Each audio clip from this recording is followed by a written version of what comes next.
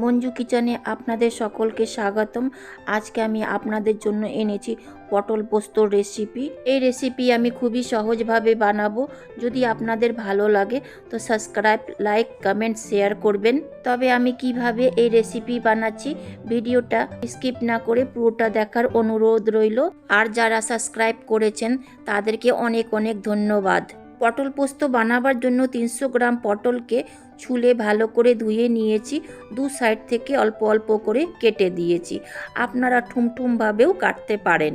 আপনারা সকলেই জানেন পটল আমাদের ডাইজেস্টের জন্য অনেক উপকারী। পটল পোস্ততে দেওয়ার জন্য একটা পেঁয়াজকে কুচি করে নিয়েছি আর দুটো কাঁচা লঙ্কা নিয়েছি। আর নিয়েছি 1 টেবিল স্পুন পোস্ত। আপনি বেশি বা কম করতে পারেন। নেব একটা ছোট্ট বাটি, তার মধ্যে দিব 1/4 টিস্পুন ধনে পাউডার, 1/4 টিস্পুন জিরা পাউডার, 1/4 টিস্পুন লঙ্কা পাউডার আর 1 টিস্পুন দেগি মির্চ পাউডার। এটা পুরোপুরি অপশনাল, আপনারা চাইলে দেবেন, না চাইলে দেবেন না। 1/2 টিস্পুন মতো হলুদ। জল দিয়ে অল্প অল্প ভালো করে মশলাকে ভিজিয়ে রেখে দেব। গ্যাস জ্বালিয়ে দিয়ে একটা কড়াই গ্যাসের উপরে বসিয়ে দিব। কড়াইটাকে ভালো করে গরম করে নিয়ে ফ্লেমকে করে দিব লো মিডিয়াম।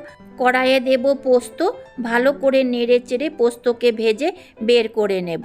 যারা পেঁয়াজ রসুন পটল পোস্ততে খেতে পছন্দ করেন না তাদের পোস্তর পরিমাণটাকে অল্প করে বাড়িয়ে দিতে হবে।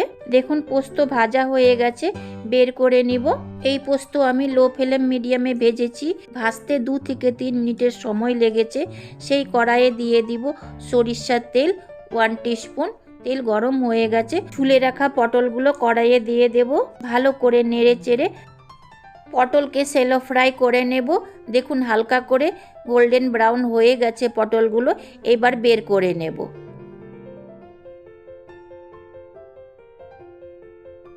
সম্পূর্ণ পটল কড়াই থেকে বের করে নিয়েছি। সেই গরম কড়াইয়ে দেব সরিষার তেল 4 চামচ মতো, দেব 1 চামচ 5 ফোড়ন, তেজপাতা, শুকনো লঙ্কা। 15 থেকে 25 মিনিট পর্যন্ত ফোড়নগুলোকে ভেজে নেব। দেখুন ফোড়নগুলো ভাজা হয়ে গেছে। দেব কুচি করা পেঁয়াজ আর কাঁচা লঙ্কা। আপনি এর মধ্যে কুচি করা টমেটোও দিতে পারেন। খুন্তির সাহায্যে তেলের সাথে কাঁচা লঙ্কা আর পেঁয়াজকে ভালো করে মিলিয়ে দিয়ে দিব স্বাদ মতো লবণ। খুন্তির সাহায্যে লবণ আর পেঁয়াজগুলোকে ভালো করে তেলের সাথে মিশিয়ে দিব। এই পেঁয়াজকে ততক্ষণ এইভাবে নেড়ে চেড়ে দেব যতক্ষণ পেঁয়াজটা সফট না হয়ে যায়। দেখুন পেঁয়াজটা সফট হয়ে গেছে। দিয়ে দিব আদা রসুন বাটা। ভালো করে আদা রসুন বাটাটাকেও পেঁয়াজ আর তেলের সাথে মিশিয়ে দেব মশলা যেটা জলের সাথে ভিজিয়ে রেখেছিলাম। ভালো করে নেড়ে চেড়ে মশলাটাকে কষিয়ে নিব। দেখুন প্রায় মশলাটা কষানো হয়ে গেছে। হালকা মতো তেলও ছেড়ে দিয়েছে। এই মশলাতে দিয়ে দিব ভেজে রাখা পটল। খুন্তির সাহায্যে মশলা আর পটলকে ভালো করে মিশিয়ে দিব। 1 থেকে 2 মিনিট পর্যন্ত মশলার সাথে পটলকে কষিয়ে নেব। দেব 1 কাপ জল। আপনারা যতটা গ্রেভি রাখবেন সেই হিসাবেই জল দিবেন। আমি বেশি গ্রেভি রাখবো না, এই জন্য 1 কাপ জল দিচ্ছি। ভালো করে নেড়ে চেড়ে মশলার সাথে জলকে মিশিয়ে দিব। পটল পোস্তর মধ্যে বলক উঠে গেছে। 5 মিনিটের জন্য ঢাকা দিয়ে সেদ্ধ করে নেব। ঢাকাটা খুলে নেব।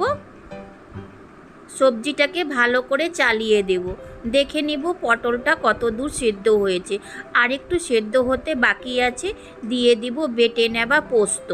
ভালো করে চালিয়ে দিব যাতে পোস্ত পটল আর মশলার সাথে মিশে যায়। আবার ফ্লেমকে করব লো মিডিয়াম। ঢাকা দিয়ে দিব 2 মিনিটের জন্য। ঢাকাটা খুলে আবার ভালো করে চালিয়ে দেব। দিয়ে দিব কুচি ধনেপাতা। ভালো করে নেড়ে দেব। দেখুন পটল পোস্তর সম্পূর্ণ জল শুকিয়ে গেছে। গ্যাস অফ করে দিব। তৈরি হয়ে গেল দুর্দান্ত স্বাদের পটল পোস্ত রেসিপি। পরিবেশন করে নিব। এই রেসিপি ভাত, রুটি, লুচি, পরোটার সাথে খাওয়া যায় এবং অনুষ্ঠান বাড়িতেও তৈরি হয়ে থাকে। আমাকে শুকনো পটল পোস্ত রেসিপি খেতে ভালো লাগে। আপনারা যদি গ্রেভি রাখতে চান তো অল্প পরিমাণে জল দিয়ে তারপরে ভালো করে ফুটিয়ে নিয়ে নামাবেন। তাছাড়া এই রেসিপিতে খুব একটা গ্রেভি থাকে না। একবার ট্রাই করে দেখতে পারেন। ভীষণ সুস্বাদু পটল পোস্তর রেসিপি। যদি ভালো লেগে থাকে তো সাবস্ক্রাইব করবেন। Thanks for watching.